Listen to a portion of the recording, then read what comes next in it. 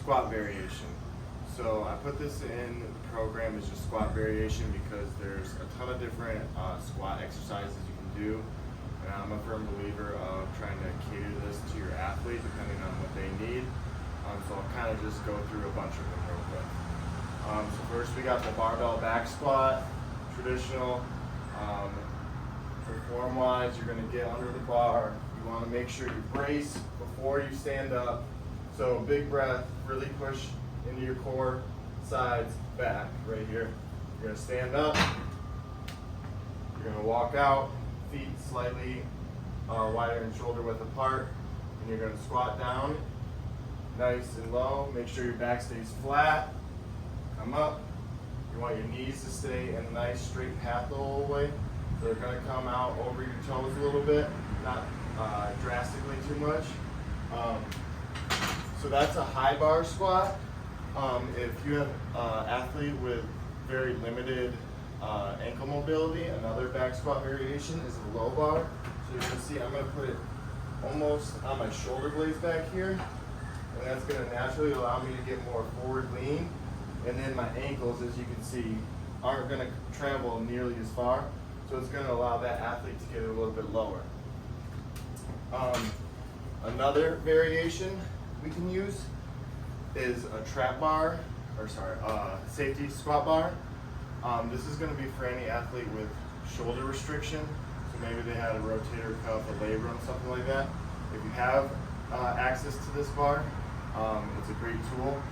So what you're going to do right here is you're going to walk through here. And it's gonna be just like a squat, but now instead of having your shoulders all pinned back like you do on the barbell back squat, it's the same general squat mechanics, but your hands are right here.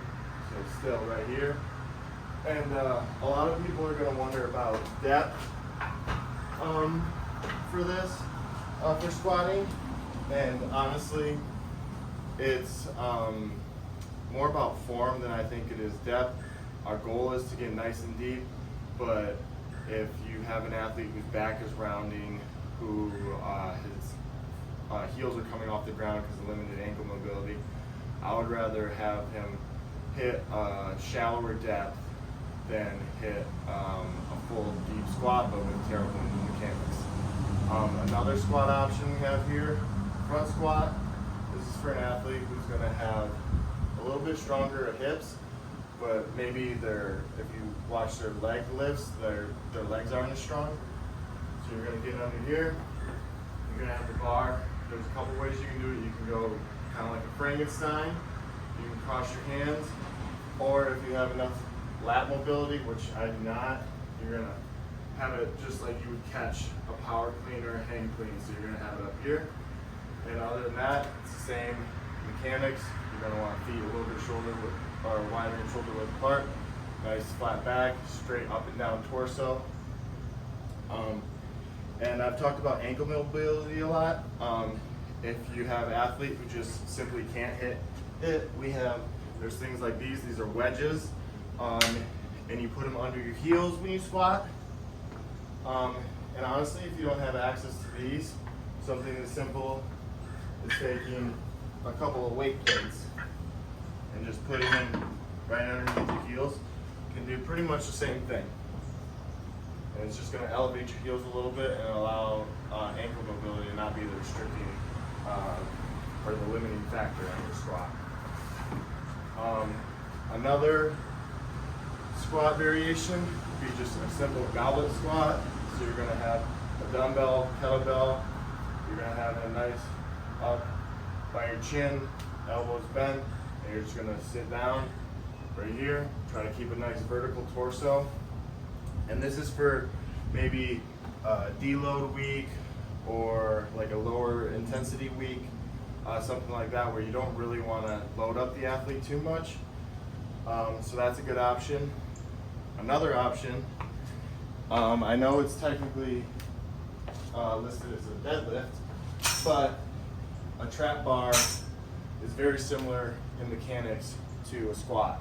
So if you have an athlete who just doesn't take spinal compression very well, maybe they've had some low back issues, this trap bar deadlift is going to be a very good friend of yours, and you can take things and raise them up. Maybe you have blocks, maybe you have rubber pads. You can raise them up so that you're making sure that they're not going down too low to the point where their back flexes, and we can really get a good leg stimulus from this. Because unlike a deadlift where it's more of a hinge, with this trap bar, you can really sit into it and squat it up each time. And then finally, another squat exercise for somebody who might have a low back issue is a belt squat. This would probably be my least favorite just because it's not, traditionally you're not going to get as much of a lower body stimulus just from using it as you would through all these other exercises.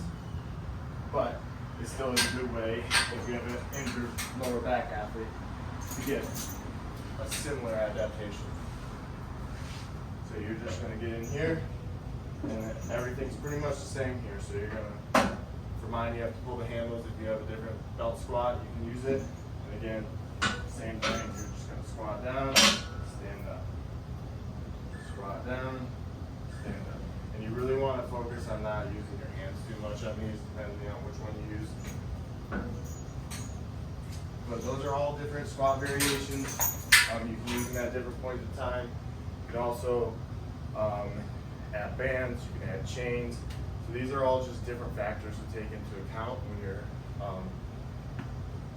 programming your squat variation. So I hope this video helps. Try to pick that squat variation that is best for your athlete.